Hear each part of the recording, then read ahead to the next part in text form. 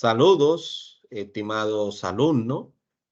Se le da una cordial bienvenida a su sesión de la asignatura Introducción a la Economía con su facilitador Hansi Cabral. En el día de hoy vamos a estar analizando la unidad número 5, la teoría de la distribución. Entre paréntesis, microeconomía. Hoy vamos a conocer todos esos factores y esos conceptos que engloban a la microeconomía. En esta unidad estaremos desarrollando el siguiente contenido.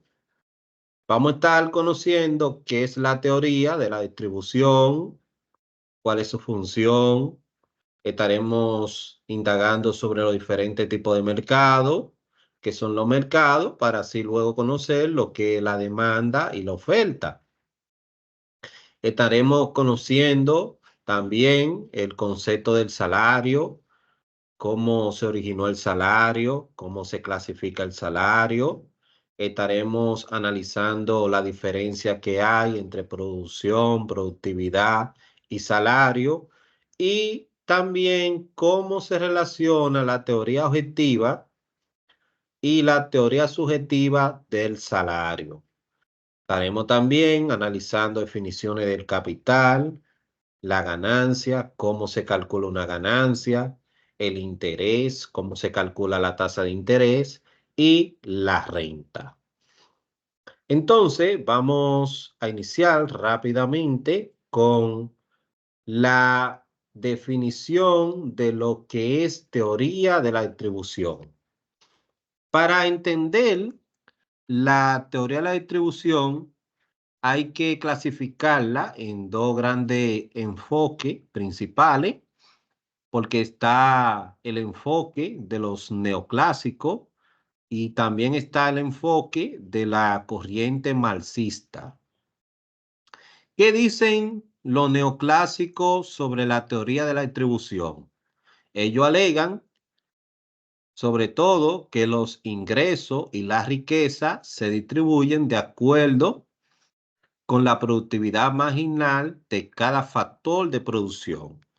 Recuerden que un producto, para usted elaborarlo, tiene costo de producción y hay un margen, una diferencia, que es el, el precio de venta. Por ejemplo, si tu producto cuesta 5 pesos hacerlo y tú lo vendes a 8, esa diferencia de 3 pesos es el margen.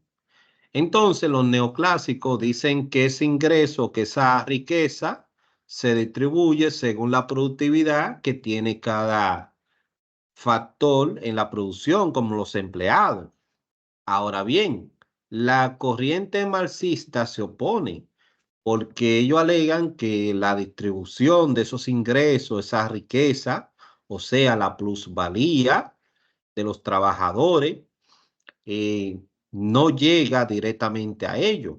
Recuerden que la corriente marxista divide dos clases sociales, lo que es el proletariado y lo capitalista, y entonces esa corriente alega que la distribución se queda solamente entre los capitalistas.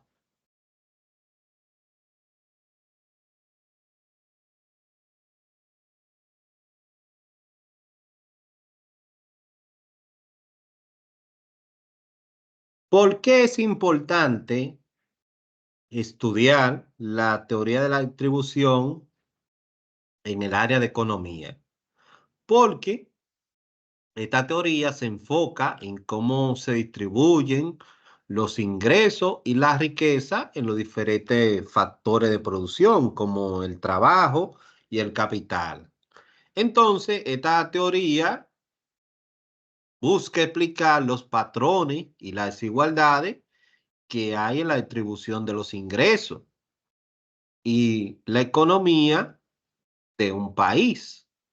Entonces, es importante entender esta teoría porque te explica la dinámica que hay en la economía y sus desigualdades. Porque esta teoría prácticamente lo que busca es reducir la pobreza y mejorar la distribución de la riqueza de un país o una nación. Vamos ahora a entrar a los conceptos de lo que son los mercados. Para nosotros conocer la definición de un mercado es una definición sencilla porque un mercado es una institución donde se intercambian bienes y servicios.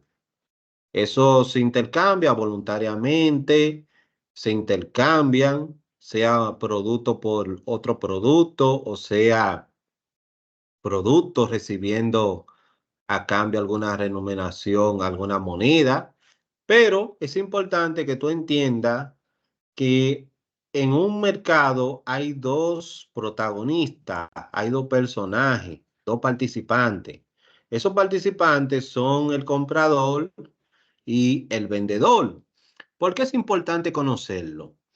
Porque la demanda pertenece al comprador y la oferta pertenece al vendedor. Los mercados tienen diferentes clasificaciones. Un mercado tú lo puedes clasificar, por ejemplo, geográficamente. Un mercado barrial, local, provincial, regional, nacional, internacional, son formas de tú clasificar el mercado geográficamente, pero también un mercado tú lo puedes clasificar por cliente, un mercado de consumidor, un mercado industrial, un mercado intermediario. También tú puedes clasificar los mercados según el producto, un mercado de bienes y servicios, un mercado financiero, un mercado de asesoría. Sin embargo, la definición o lo mejor para tú clasificar un mercado es según su estructura de competencia perfecta y de la competencia imperfecta.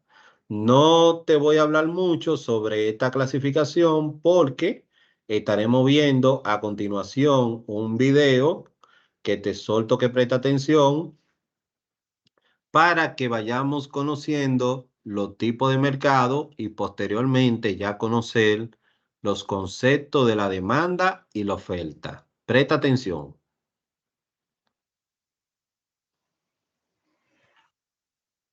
Hola de nuevo, chicas y chicos. En el tema anterior estuvimos estudiando el comportamiento de la oferta y la demanda en el mercado. En esta sesión empezamos con un nuevo tema correspondiente a los tipos de mercado. Vamos con ello entonces. Bueno, pues veréis, lo ideal sería que tanto la oferta y la demanda funcionaran libremente y que los precios de intercambio se fijaran exclusivamente en función de esta oferta y demanda. Pero esto es un ideal muy alejado de la realidad, ya que está condicionado por el grado de competencia, que es precisamente lo que caracteriza a los distintos tipos de mercado que empezamos a ver hoy. La primera clasificación que vamos a ver es la diferenciación entre mercados de competencia perfecta y mercados de competencia imperfecta. En los mercados de competencia perfecta, todos los bienes y servicios se intercambian a un precio fijado por el comportamiento libre de la oferta y la demanda que ya hemos estudiado. Pero lamentablemente esto solo se produce cuando el producto que se intercambia no es un producto diferenciado. ¿Y cuáles son los productos no diferenciados? Pues generalmente solo los productos frescos como la fruta, la verdura, el pescado, carne, etc. Por ejemplo, si quiero comprar patata de la variedad Mona Lisa, me da lo mismo comprarla en una tienda que en otra porque me fijaré exclusivamente en el precio, ya que no hay diferenciación de ningún tipo. En este caso de competencia perfecta, las empresas oferentes no tienen ninguna capacidad para fijar los precios, ya que será el punto de equilibrio entre la oferta y la demanda lo que fije el precio de intercambio. Por otro lado, tenemos los mercados de competencia imperfecta, en los cuales las empresas oferentes sí tienen capacidad para influir en el precio de venta por distintos motivos. Por ejemplo, cuando solo hay una empresa oferente del producto, nos encontramos en un caso de monopolio. La empresa no tiene competencia y tiene casi absoluta libertad para fijar el precio de sus productos. Otro tipo de mercado de competencia imperfecta es el caso del oligopolio. En este caso hay más de una empresa oferente, pero hay pocas. Por ejemplo, podríamos pensar en las empresas de telefonía móvil o mejor incluso en las compañías eléctricas. Hay pocas empresas oferentes y muchos demandantes. Esto hace que las empresas de este oligopolio tengan mucha capacidad también para fijar el precio que quieren, aunque limitadas en cierta medida por la competencia que se realizan entre ellas. Y finalmente tenemos el caso de la competencia monopolística, en la cual el grado de competencia es mucho mayor y tienen menos capacidad para fijar los precios, pero que sí lo consiguen gracias a la diferenciación de sus productos. Por ejemplo, las empresas de cosméticos, las distintas marcas de calzado deportivo y un larguísimo etcétera.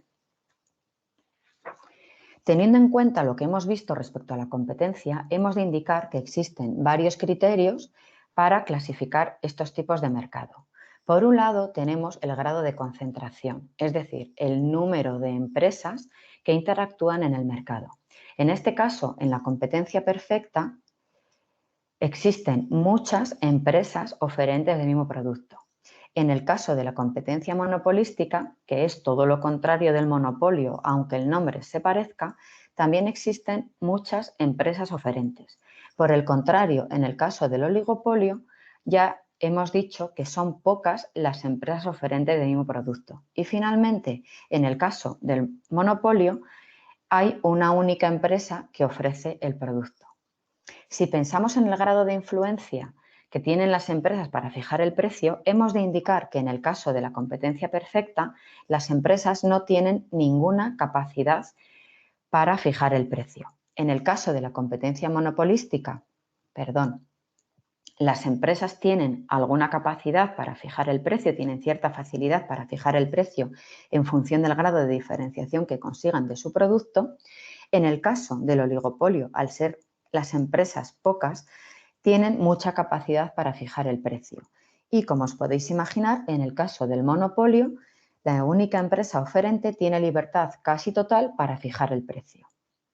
Pero existen otros criterios para clasificar los mercados. Por ejemplo, tenemos por un lado el grado de homogeneidad, es decir, el grado de diferenciación en los productos, es decir, si existe diferencia en la calidad, en el diseño, en la función del producto, etc. Otro criterio para la clasificación es la intensidad con la que se produce la competencia. En este caso se refiere a la tensión con la que luchan las empresas por conseguir captar parte de los consumidores. Asimismo, tenemos el grado de transparencia. Esto se refiere a la cantidad de información de la que disponen tanto las empresas oferentes como las personas consumidoras o demandantes de ese producto. Podréis imaginar que cuanto mayor sea el grado de transparencia, mejor funcionará el mercado. Y finalmente, otra cuestión que permite clasificar el mercado es la libertad de entrada y salida en el mercado. Es decir, la facilidad o dificultad que tiene una empresa para entrar como oferente en un mercado concreto y que vamos a ver a continuación. Existen dos tipos de barreras en el mercado. Por un lado, tenemos las barreras de entrada, que son aquellos factores que dificultan que haya nuevas empresas oferentes en el mercado. Dentro de estas barreras podemos encontrar las ventajas en costes. Es decir, empresas que llevan tiempo funcionando en un mercado consiguen producir sus productos con precios más bajos, lo cual les permite vender más barato. Esta cuestión dificulta que empresas nuevas entren a competir en ese mercado. Por otro lado, otra posible barrera de entrada es la diferenciación del producto. Es decir, cuando una empresa ha conseguido ofertar productos con unas cualidades con las que es difícil competir, será poco probable que nuevas empresas entren en ese mercado para hacerle competencia. Otra barrera de entrada que existe en el mercado son las fuertes inversiones de capital. Pensad que hay mercados en los que para entrar se requiere una inversión de capital muy fuerte. Esto hace que las empresas tengan que pensar mucho si podrán obtener rentabilidad entrando en ese mercado. Por otro lado, tenemos las barreras de salida, que son aquellos aspectos que dificultan que una empresa que funcione en un mercado tenga dificultad para abandonar ese mercado en el caso de no conseguir la rentabilidad necesaria. Un claro ejemplo de barrera de salida también es la inversión de capital, ya que si una empresa ha incurrido en una inversión de capital muy fuerte para entrar en un mercado, tendrá que mantenerse en ese mercado al menos el tiempo suficiente para recuperar la mayor parte de esa inversión. Ya que, de lo contrario, podrá arriesgarse a salir del mercado perdiendo mucho dinero. En cambio, si la inversión que se realizó para entrar en el mercado fue reducida, podrá abandonar el mercado en poco tiempo si comprueba que no tiene las ventas necesarias o previstas. Bueno, chicas y chicos, Muy bien. Resumiendo,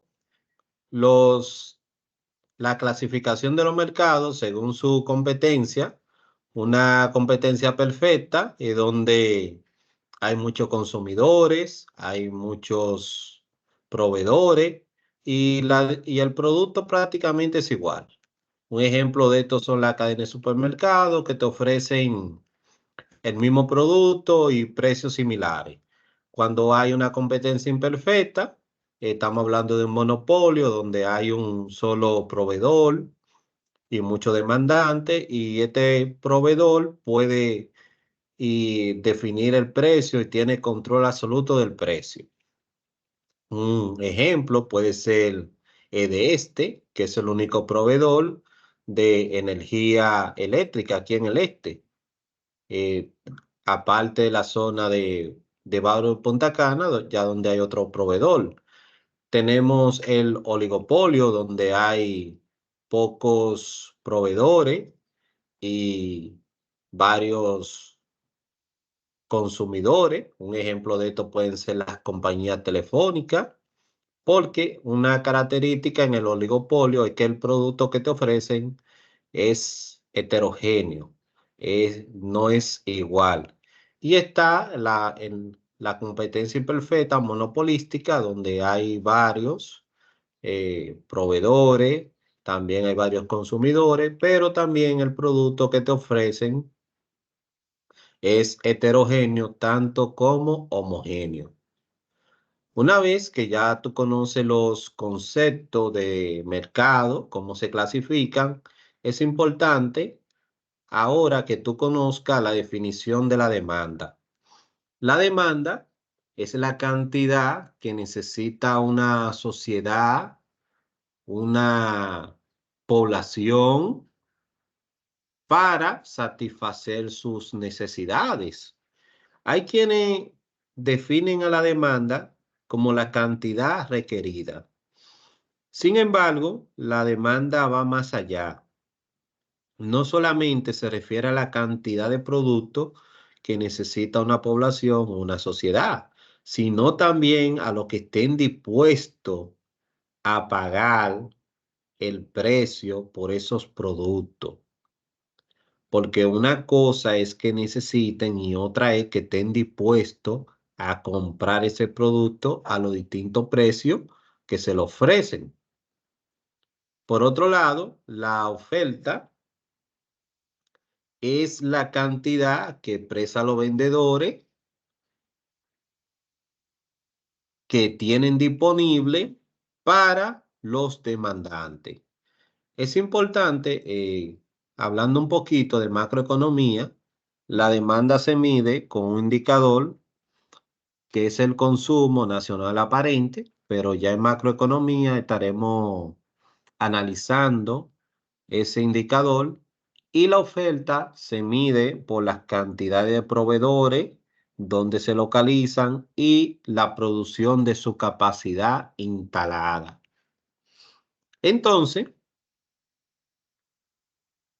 vamos ahora a conocer cuál es la definición de salario, su origen y cómo estos se clasifican.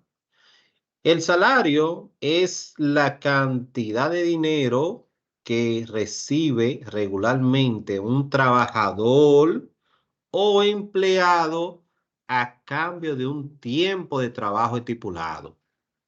O sea, en poca palabra, es la remuneración económica que una persona recibe a cambio de su fuerza de trabajo. Recuerde que el salario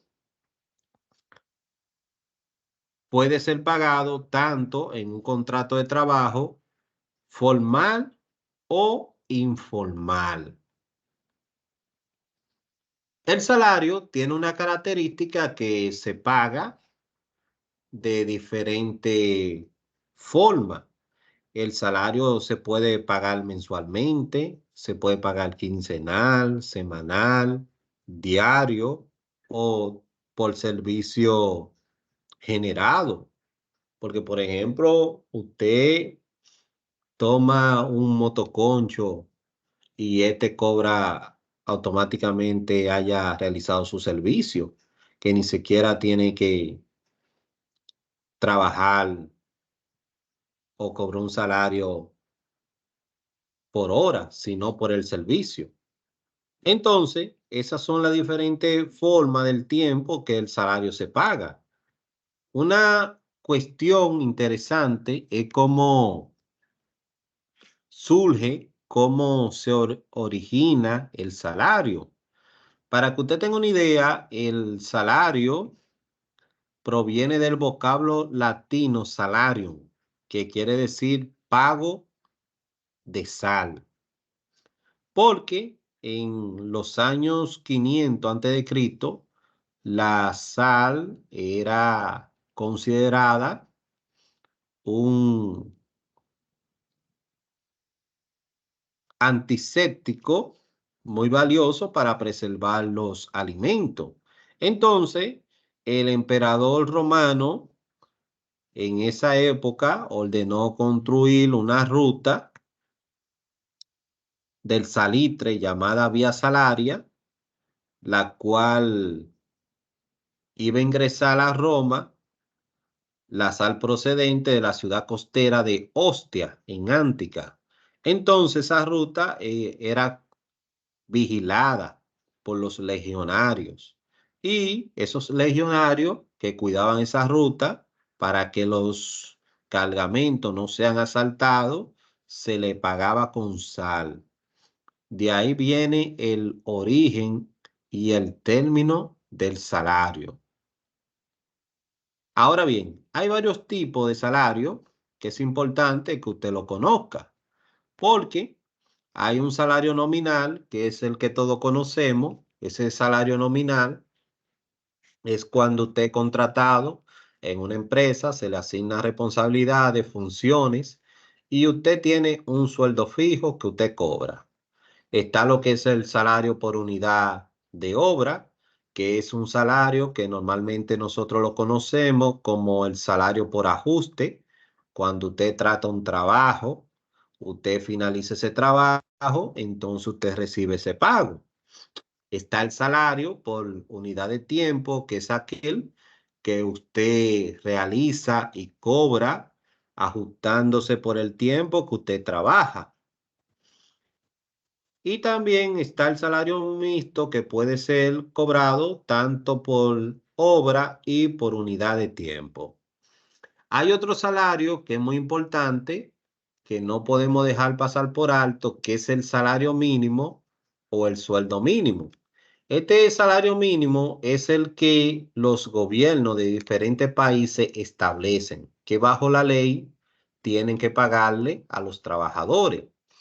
Por ejemplo, en nuestro país hay varios tipos de salario mínimo, porque el sector zona franca tiene un salario mínimo asignado. El sector hotelero tiene otro salario mínimo. Incluso recientemente se aprobó una ley para las trabajadoras domésticas, lo que conocemos como ama de que trabajan en casa de familia. Estos tipos de salarios, repito, que son asignados por el gobierno en los diferentes sectores, es lo que le llamamos salario mínimo o sueldo mínimo. Ahora bien, vamos a hablar de la relación que hay entre la producción y productividad. Es importante que tú conozcas los conceptos y las definiciones de lo que es producción. Producción se refiere a una meta establecida, o sea, una cantidad de producto que hay que realizar en un tiempo determinado. A eso se le llama producción, que tiene esas dos variables, cantidad de producto y un tiempo determinado. Ahora bien, la productividad, no lo confunda, la productividad se refiere a la cantidad de insumo que tú utilizas para alcanzar unos resultados. Te voy a explicar claramente lo que es una productividad. Por ejemplo, si tú vas a realizar una producción, esa producción conlleva varios recursos. Por ejemplo, si tú tienes que hacer 10 pantalones en una hora, esa hora es un recurso. Si tú tienes que utilizar 4 empleados, son recursos. Ahora bien, si tú utilizas menos empleados y haces la producción en menos tiempo, entonces fuiste productivo. Entonces, la productividad se refiere a la cantidad de recursos o insumos que tú utilizas para alcanzar una producción. ¿Y qué tiene que ver la producción y la productividad con el salario? Porque muchas empresas, en muchas empresas, la producción que los trabajadores realizan son importantes porque la empresa le paga por producción. O sea, si tú fabricas tanto, yo te pago tanto. Y también algunas empresas te pagan por la productividad. Si tú tienes 10 funciones, 10 tareas que tienes que hacer al día y tú prácticamente no haces esa 10 tareas en el día, entonces tú no eres productivo. Te repito, las empresas, el salario lo relacionan con la producción. Mientras más piezas tú realices, más tú vas a cobrar. Y cuando son términos de productividad, se refiere a las funciones o tareas que tú debes de hacer en un tiempo estipulado. Ahora bien, hay un concepto interesante, que es la teoría objetiva y subjetiva del salario. Recuerda que estas dos teorías siempre han tenido su controversia y polémica. La teoría objetiva del trabajo sostiene que el trabajador, su salario, debe de estar determinado por su productividad laboral. O sea, si el trabajador es productivo, si hace producción, debe de merecer un salario. Sin embargo, la teoría subjetiva tiene otros conceptos que son interesantes, porque por ejemplo la teoría subjetiva alega que si el trabajador tiene más experiencia que otro, debe de cobrar más. Si la educación de un trabajador influye mucho, porque si una persona es, por ejemplo, profesional, ingeniero, tiene que ganar más que un técnico. O sea, la teoría subjetiva se enfoca en las habilidades y capacidades de la persona. Es un tema bastante interesante porque todavía hay cierta disyuntiva de qué método es mejor para pagar el salario. Vamos ahora a entrar al concepto del capital, porque cuando hablamos de capital hay mucha confusión con el capital. A veces la persona entiende que capital es dinero y el capital se refiere a todos esos recursos que se utilizan para generar una producción. Por ejemplo, maquinaria, estructura, terreno, eso es capital. Si una persona pone dinero para una producción, otra persona pone una nave industrial, pone la estructura, pone el terreno para formar un negocio, eso también es capital, lo cual se utiliza para generar ingresos y beneficios, y el capital puede ser conseguido a través de inversiones, préstamos o ahorros. También es importante que tú conozcas que el capital tiene varias clasificaciones, que no es solamente en términos monetarios. El capital humano, que es el que se refiere a las habilidades y conocimiento de las experiencias de los trabajadores. De hecho, hay algunas empresas que el Departamento de Recursos Humanos se llama capital humano. También está lo que es el capital social, que se refiere a las relaciones de cómo los individuos se relacionan entre sí. O sea, hay varios tipos de capital. Vamos ahora a estar hablando de la ganancia. Presta mucha atención porque la ganancia es la diferencia de los ingresos y los gastos. Tú tienes un negocio, ese negocio vende, pero se supone que esa venta tú tienes que restarle los gastos operativos, tiene que restarle los costos de producción, tiene que restarle la nómina, tiene que restarle los pagos de impuestos. Y ese dinero entonces que queda es prácticamente lo que se llama la ganancia, que también lo conocemos como utilidad neta o beneficio neto. La ganancia es un indicador importante en el éxito financiero, porque si una empresa no tiene ganancia, escucha bien, si una empresa no tiene ganancia, es una empresa que va a la deriva. Lamentablemente, todas las empresas son creadas con el fin de generar dinero. Ahora bien, presta mucha atención cómo se calcula la ganancia en el siguiente video que te voy a mostrar, porque hay dos formas de calcular la ganancia. Hay dos formas de calcular la ganancia.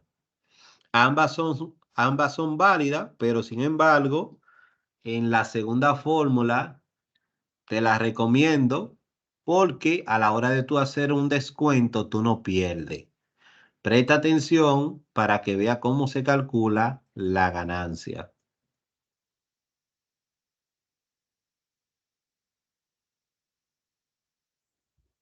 Hola, ¿cómo estás? Esta vez te traigo un nuevo video donde te explico las dos fórmulas con las que puedes sacar la ganancia de tu producto o servicio. Recuerda que la ganancia es la compensación que recibe un dueño por todo el esfuerzo y riesgo que implica gestionar un negocio.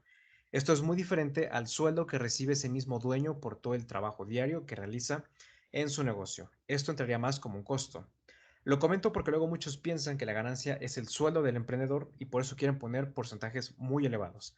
Pero bueno, en otro video te explico la parte estratégica de cómo funciona la ganancia, para qué sirve y cómo determinar un porcentaje correcto para no ahogar al negocio. En este video solo nos enfocamos en las fórmulas para sacar la ganancia en número. Y bien, comenzamos.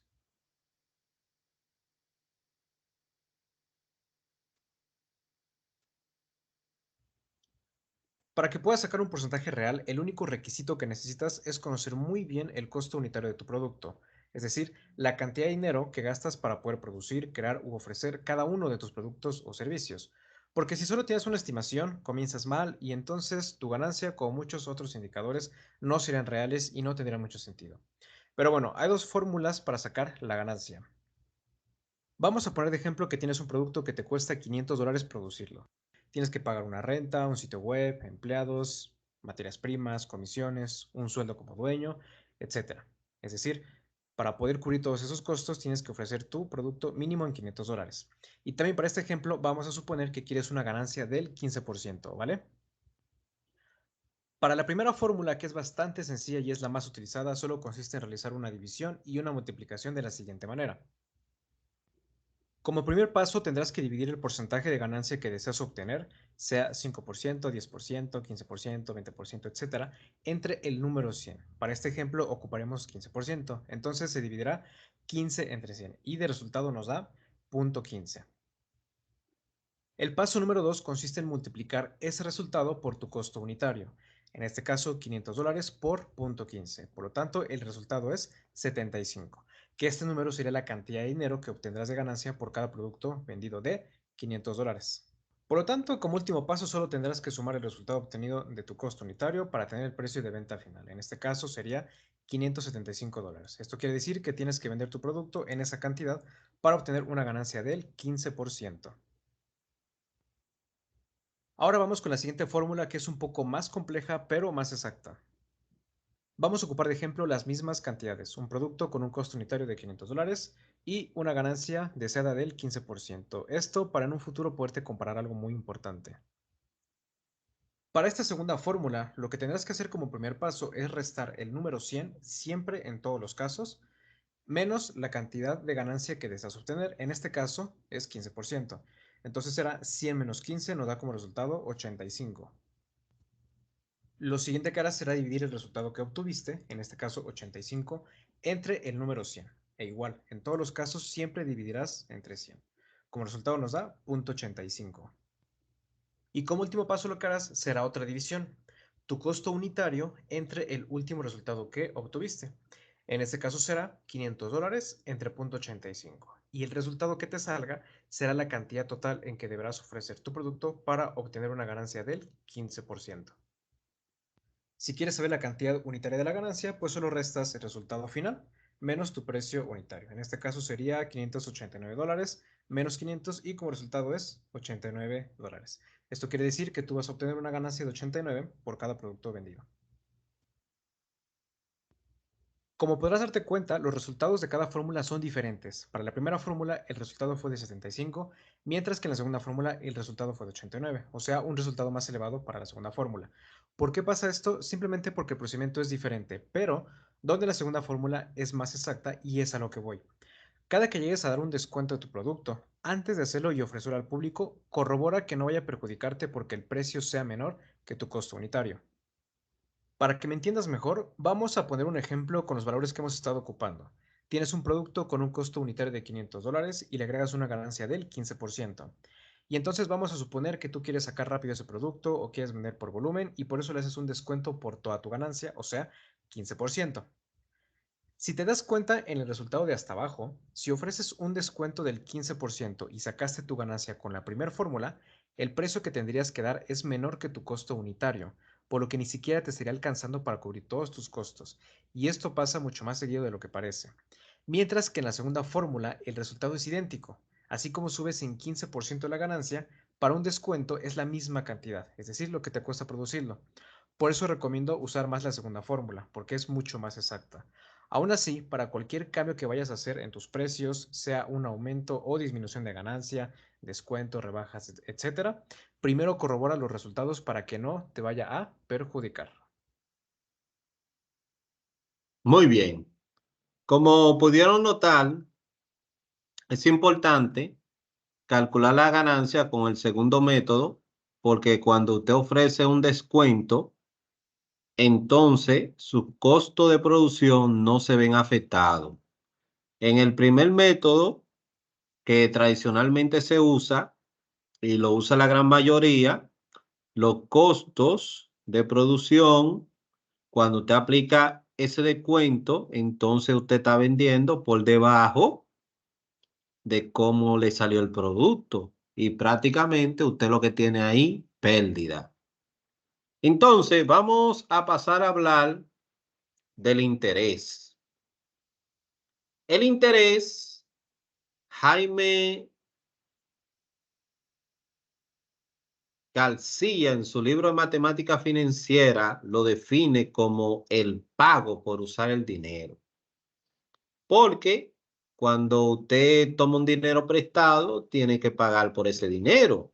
Entonces, el interés tiene una condición propia que lo caracteriza.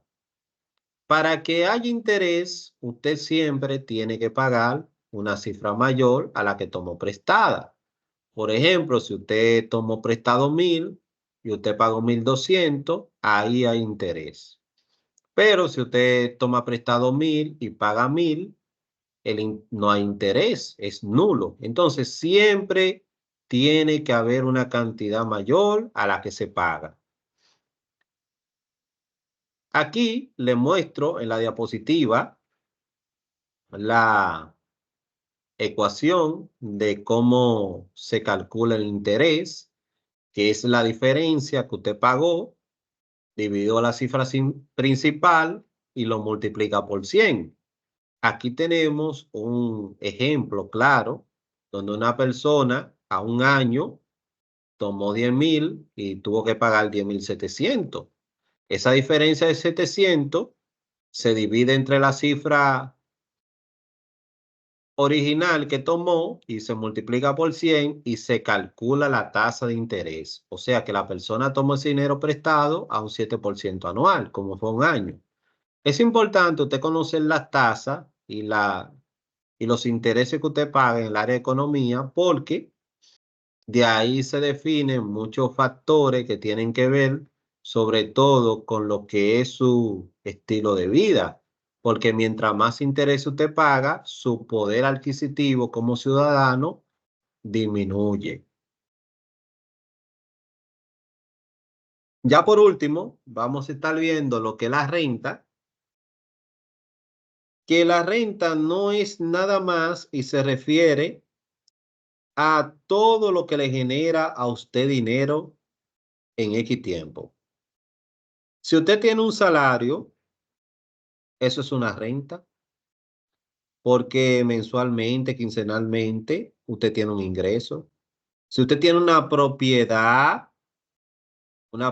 rentada, ese dinero que usted recibe, eso se llama renta. O sea, en pocas palabras, todo el dinero que le entra a usted es una renta. Y es importante conocer la renta porque en muchos países se utiliza específicamente para calcular el impuesto sobre la renta. Es un tributo, un impuesto que se aplica a los ingresos de las personas, de los trabajadores y también a las empresas. De hecho, nosotros sabemos aquí que existe una tabla en nuestro país de salario, que es su salario después que pasa de los 33.000 pesos mensuales, a usted le aplican un impuesto. Si usted recibe un salario extravagante, de ahí la empresa, al junto con el gobierno, hacen unas deducciones. Entonces, por eso es importante conocer la renta.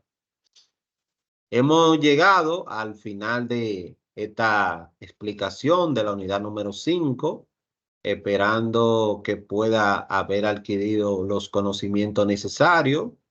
Y ahora vamos a pasar a la sesión de preguntas.